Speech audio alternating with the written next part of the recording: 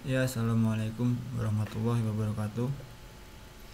Ya teman-teman, di sini saya kembali lagi di YouTube channel saya. Di kesempatan kali ini kita akan belajar mengenai framework Kator. Nah, apa itu framework Kator? Framework Kator adalah di sini framework yang berbasis bahasa Kotlin ya, yang digunakan untuk membuat web service. Nah, jadi di kesempatan kali ini kita akan belajar mengenai bagaimana cara membuat endpoint atau routing yang sederhana menggunakan Kator. Oke. Yang pertama-tama teman-teman buka dulu IntelliJ IDEA dulu ya. Kalau belum ada, teman-teman bisa download di Google. Kemudian ketika sudah mendownloadnya, teman-teman bisa untuk mendownload pluginnya Kator di bagian plugin di sini. Kita cari di marketplace, di sini tulis Kator. Nah, di sini di tempat saya sudah terinstall. Ya, teman-teman silahkan install di sini. Jika sudah, kita akan kembali ke dalam project. Oke, kita akan membuat new project di sini. Ya, di sini akan menampilkan beberapa fitur ketika kita akan membuat project yang baru. Di sini ada templating yang berisi HTML, CSS untuk membuat tampilan-tampilan menggunakan HTML dan CSS. Di sini juga ada HTTP Client Engine. Ada fitur-fitur lainnya seperti session, seperti routing, caching, dan ada juga authentication.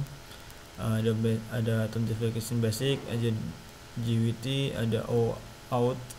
Nah, juga ada content negotiation, ada JSON, Jackson, dan lain sebagainya. Oke, di sini saya menggunakan versi SDK Java 11. Projectnya saya menggunakan Gradle. Jika teman-teman dari pemrograman Android, mungkin teman-teman sudah paham apa itu Gradle. Di sini saya engine-nya menggunakan Netty dan cartoon versionnya menggunakan versi yang terbaru. Oke, di sini kita akan melanjutkan. Kita klik next. Nah, di group ID kita akan membuat package sesuai teman-teman. Di sini kita tulis saya, dan di sini kita akan menulis misal Kator example.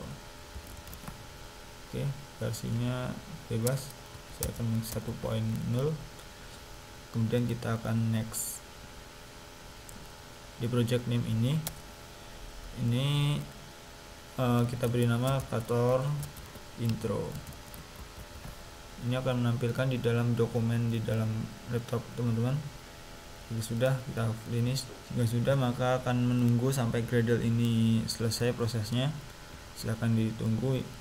Jika sudah, maka di sini foldernya kita akan buka apa aja.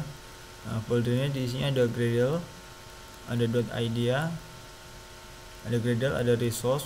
Di resource ini kita bisa menyimpan seperti gambar, seperti file HTML, CSS, dan sebagainya. Di bagian source ini adalah isi dari aplikasi kita. Di sini ada build Gradle. Nah, kalau teman-teman dari pemrograman Android mungkin sudah tahu apa itu ini, sudah biasa menemui ini ya. Di sini ada group yang tadi kita tulis, group version main class itu ini yang tadi native engine. Di sini ada juga dependensinya yang kita gunakan. Ketika sudah, kita di sini juga ada di resource aplikasi config. Di sini kita bisa mengubah portnya, ini bebas.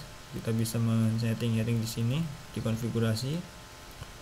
Nah, di sini ada application.kt. Di sini adalah main function atau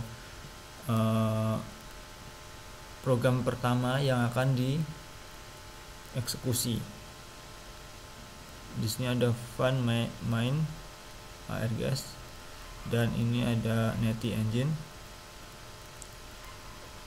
Oke. Di sini kita bisa coba langsung run saja apakah berhasil.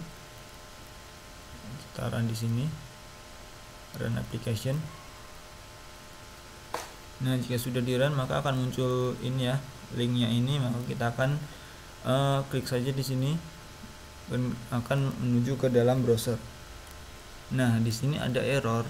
Kenapa? Karena di bagian sini kita belum menentukan routingnya. Jadi belum menentukan endpointnya di sini. Jadi page not found. Di sini ada 404 HTTP error, yang berarti halaman ini tidak ditemukan. Jadi di sini simpelnya kita akan membuat sebuah routing yang sederhana. Kita cukup di sini mengetikkan routing.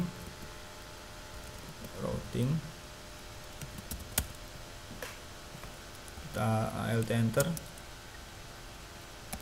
Nah, di sini kita akan memasukkan function get. Di sini akan memasukkan endpointnya sebagai root endpoint. Nah, seperti ini kira-kira. Kemudian di sini kita ketikkan saja call .response text. Nah, kita isikan di sini misal hello kator. Kemudian di sini ada content type .text .line.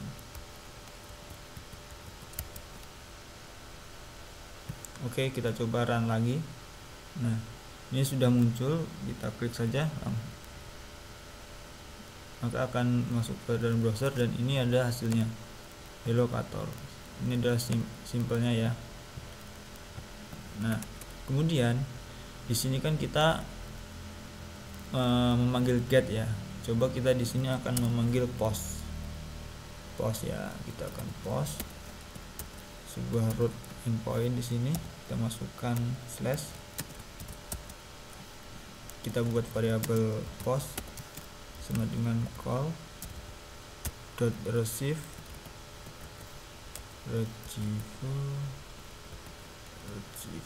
string. Sebagai contoh saja sederhana,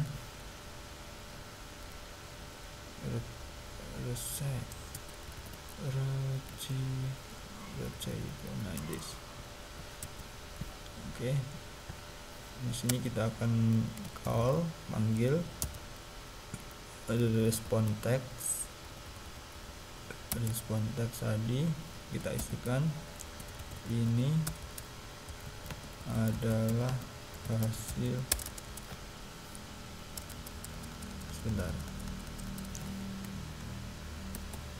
$post ini adalah hasil dari post endpoint. Terus content type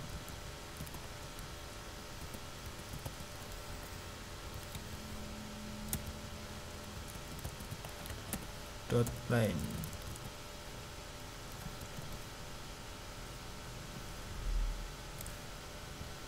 Oke, sudah, kita akan run lagi. Klik stop dan run. Nah, ini sudah muncul, kita akan klik.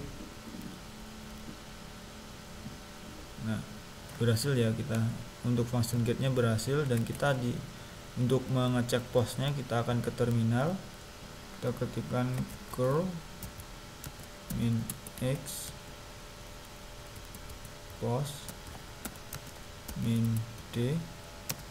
Di sini teksnya kita akan masukkan berhasil post. Terus kita masukkan dash URL-nya. Kita akan enter. Nah, di sini akan menghasilkan nilai berhasil post ini adalah hasil dari post endpoint. Jadi sudah berhasil, kita sudah bisa untuk post. Nah, lagi saya akan membuat sebuah root function yang akan membedakan di sini. Kita bikin Kotlin file di sini ya. New Kotlin file routing. Kita akan menerapkan sistem seperti inheritance. Dengan kelas hapus.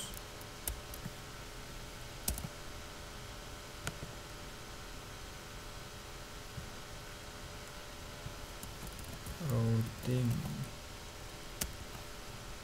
kita bikin function routing dot route.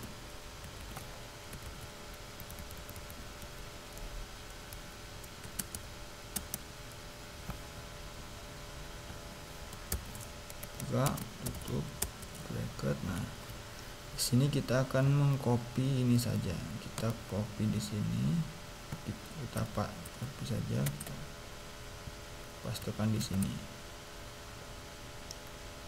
Untuk memanggilnya di sini, kita hanya perlu memanggil this dot root dari function ini. Kita enter. Dan kita coba run lagi, maka sama aja akan muncul ya di sini function get-nya. Nah, kita akan memasukkan post ini ke dalam sini juga. Kita buat function baru, routing dot root post. Kita copy ini saja, Ctrl X, Ctrl V. Kita panggil di sini this dot root post. Dan kita akan membuat satu lagi di sini, satu file lagi untuk menampilkan sebuah JSON yang sederhana. Di sini ada root user file.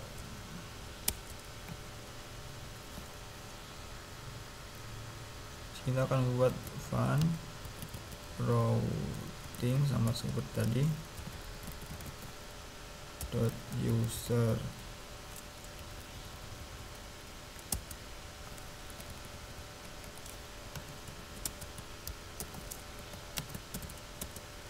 variabelnya seperti ini. Kita akan membuat function get. Nah, di sini kita akan membuat custom endpoint user.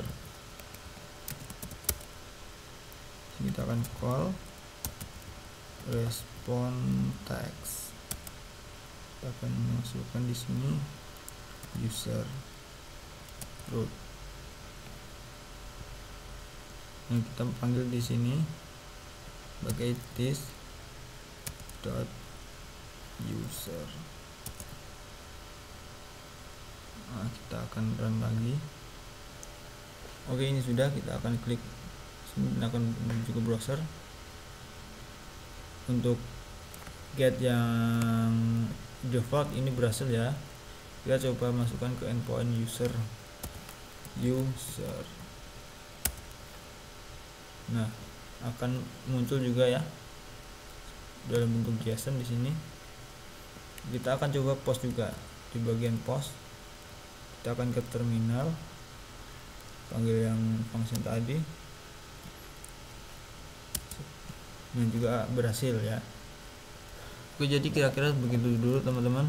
Untuk penjelasannya kurang jelas, saya mohon maaf karena saya masih belajar juga, karena sama-sama belajar, jadi mohon untuk dimaklumi.